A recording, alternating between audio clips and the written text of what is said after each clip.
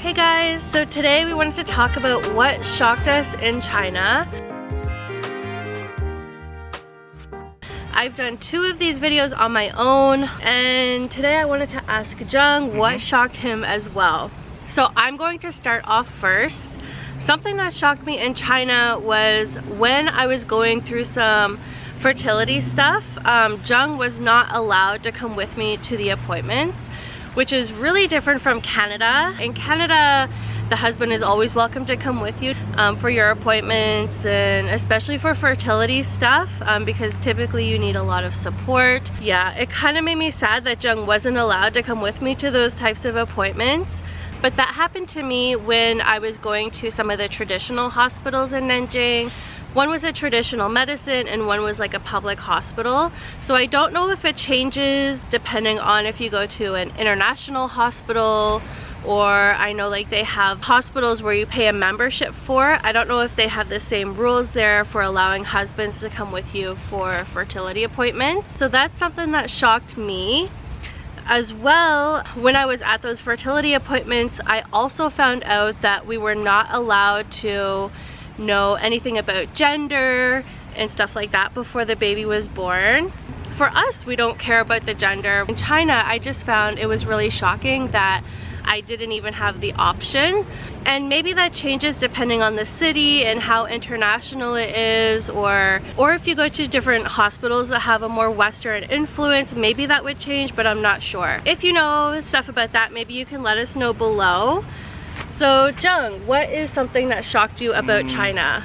I think the most things to shock me is a working place. One is about hierarchy.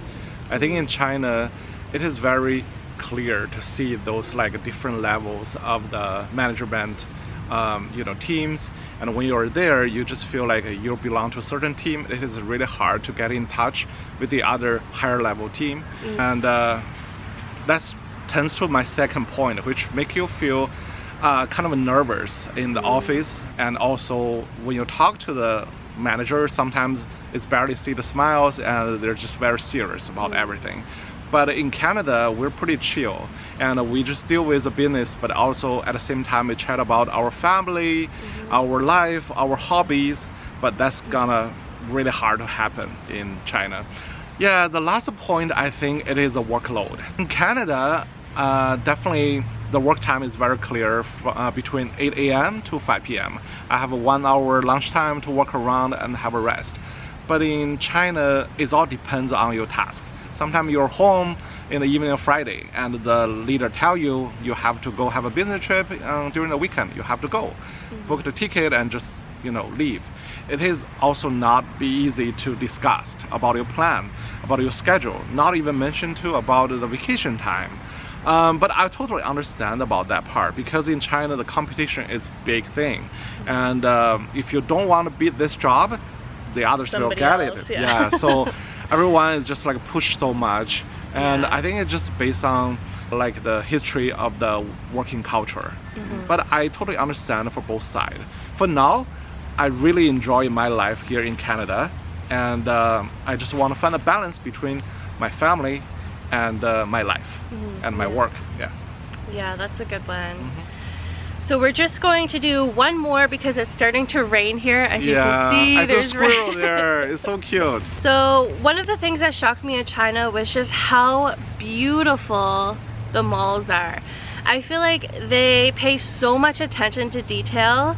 I feel like in Canada I haven't seen anything that even compares to the beautiful malls in China.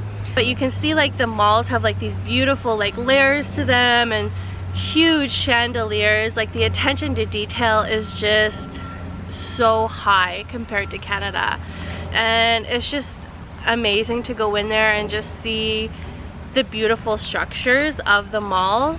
So even in Hanzhong, in a smaller city, the mall there is still so beautiful. It's still a high-level mall, whereas I feel in Canada our malls are a little bit older. They don't really pay attention so much to the detail. They pay attention more to like what stores are in there and what will bring in business more, whereas I feel China really pays attention to like the aesthetic of how the mall looks. And the food that's in the mall. Yeah, usually on the top level of the mall is just a huge food court, sometimes even 2 or 3 floors.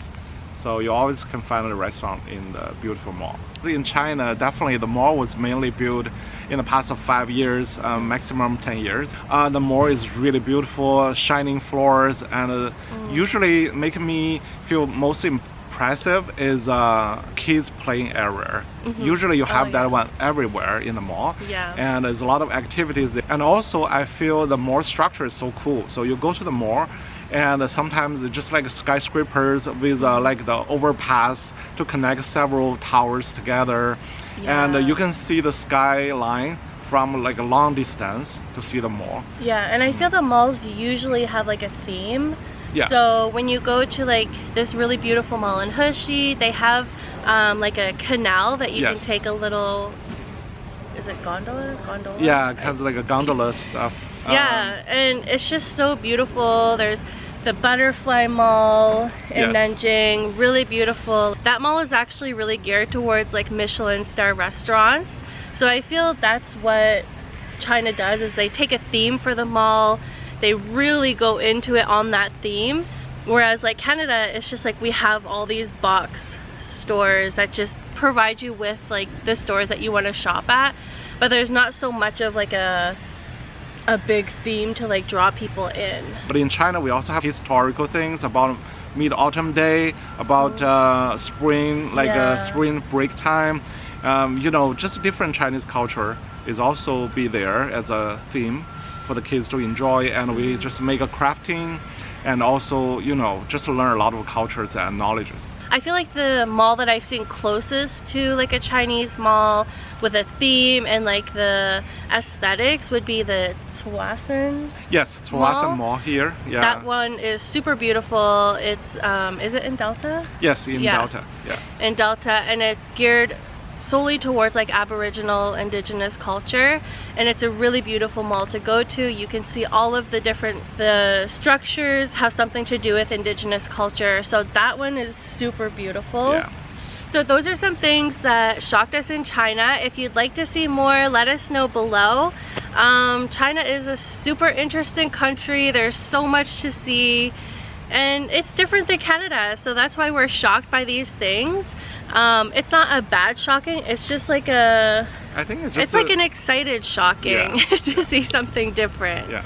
So thanks for watching. It is raining. I don't know if you can tell by my hair. Yeah, it's the water on my glass. We gotta get out of here. Yeah. See you guys later. Bye. Bye bye.